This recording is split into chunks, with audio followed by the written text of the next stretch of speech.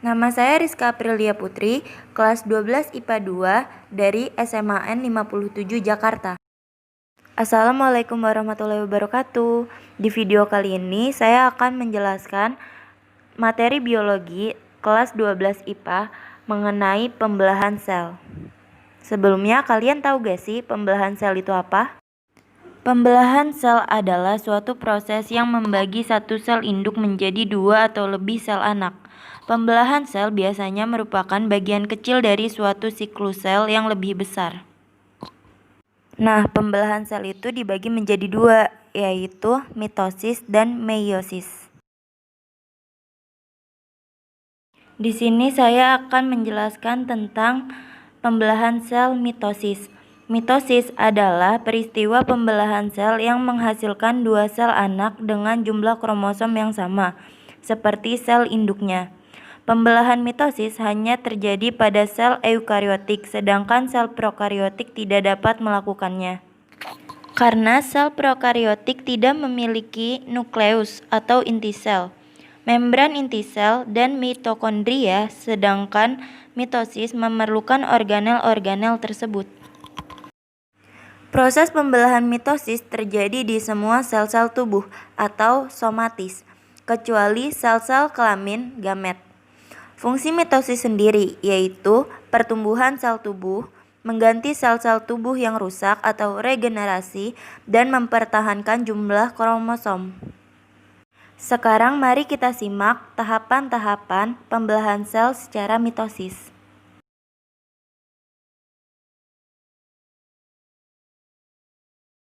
Tahap pembelahan sel itu dimulai dengan interfase. Interfase merupakan tahap paling lama dari siklus pembelahan sel.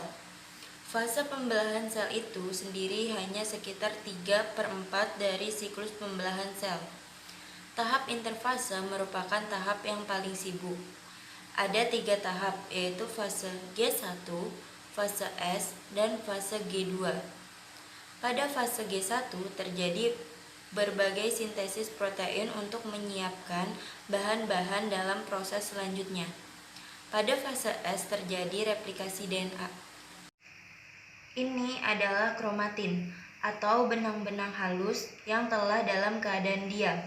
Dalam interfase disebut kromatin, dan dalam fase pembelahan sel disebut kromosom.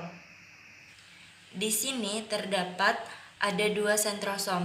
Dalam satu sentrosom memiliki 2 sentriol yang nantinya membentuk benang-benang spindle. Warna kuning ini menunjukkan salut inti berupa fragmen-fragmen yang masih menyatu. Salut inti melingkupi materi inti berupa kromatin-kromatin tadi.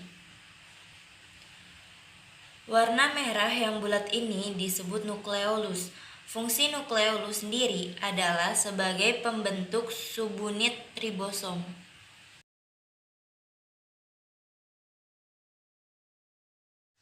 Setelah tahap interfase adalah tahap pembelahan sel.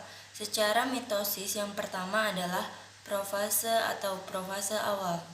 Dalam fase ini, salut inti mulai melebur menjadi fragmen-fragmen dan nukleolus sudah tidak tampak lagi di sini. Terlihat adanya 4 kromosom diat yang diploid.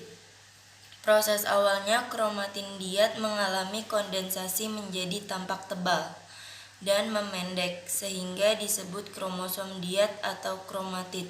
Setiap kromatid terdiri dari sepasang kromosom monad. Kedua sentrosom telah membentuk benang-benang spindle yang memanjang dan mulai bergerak ke arah kutub yang berlawanan.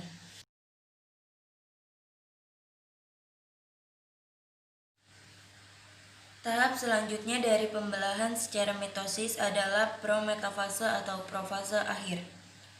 Di sini, membran nukleolus benar-benar telah melebur menjadi fragmen-fragmen terpisah di dalam sel. Kedua sentrosom posisinya telah berada di kutub yang berlawanan.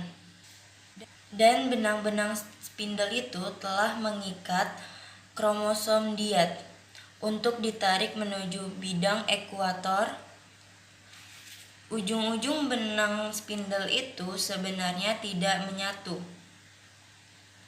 hanya berimpit atau disebut dengan overlapping.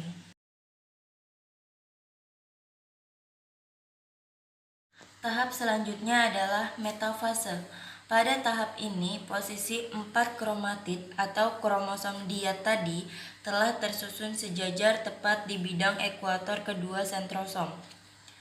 Di kutub-kutub berlawanan yang membentuk benang-benang spindle inilah yang berperan penting dalam menggerakkan atau mengarahkan kromosom diet menuju ke bidang ekuator, seperti yang terlihat pada gambar ini.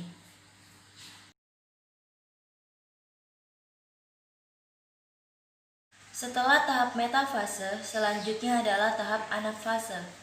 Dalam tahap ini ditandai dengan adanya 4 kromosom atau kromatid yang mulai mengalami pemisahan menjadi 4 kromosom monad. Selanjutnya, 4 kromosom monad ini secara bertahap akan ditarik oleh benang-benang spindle menuju ke kutub-kutub yang berlawanan. Sebenarnya, pemisahan kromosom diet akibat benang-benang spindle yang memendek membuat bentuk sel mulai memanjang.